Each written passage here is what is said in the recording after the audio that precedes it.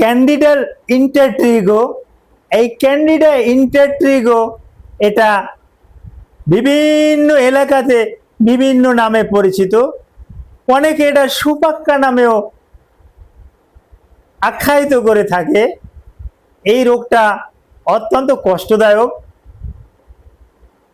এই candida intertrigo এটা যে জীবাণুটা দিয়ে হয়, জীবাণুটার নাম ক্যান্ডিডা অ্যালবিকান্স। এটা নারী পুরুষ উভয়েরই হয়। পুরুষের তুলনায় নারীদের বেশি হয়। নারীদের কোন কোন জায়গায় হয়, পুরুষের কোথায় কোথায় হয়, এই বিষয়গুলোর উপরে আমি সংক্ষিপ্ত আকারে আলোচনা করব।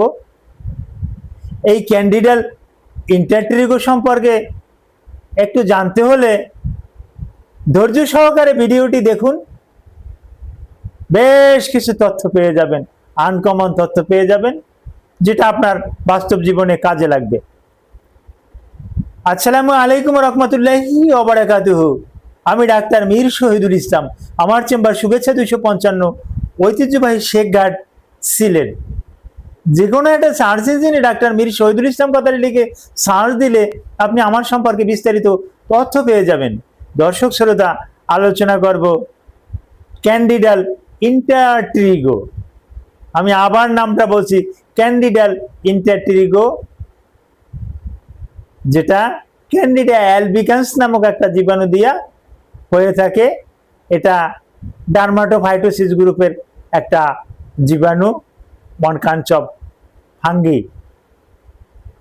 এটা পুরুষদের হয়, বিশেষ করে এই দুইটা হাতের জয়েন্ট এটা আর খুলছে না, প্রায় পায়ে শু পড়ে, একটা পায়ের সাথে আর একটা আঙুল মিশে আছে, দেখা যাবে দুই পায়ের ফাঁকে সাদা হয়ে গেছে, একদম সাদা হয়ে গেছে, ধবধবে, বিচ্ছিরি দুর্গন্ধ, ব্যথাও করে।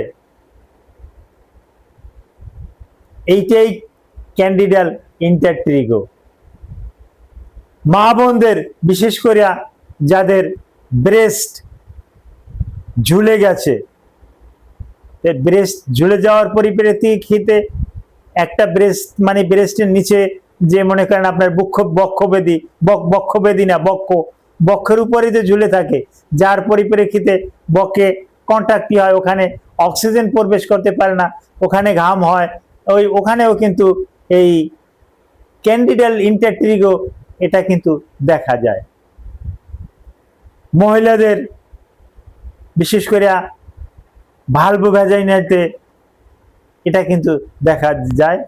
পুরুষের স্ক্রুটাম বা অন্ডথলির আশেপাশে একটা পায়ের সাথে আর একটা পা লাগানো থাকে, ওই জায়গাটা ভিজা থাকে, ঘামানো থাকে, যার পরিপ্রেক্ষিতে ওখানেও কিন্তু আমরা ক্যান্ডিডা ইন্টারট্রিগো কিন্তু আমরা দেখতে পাই।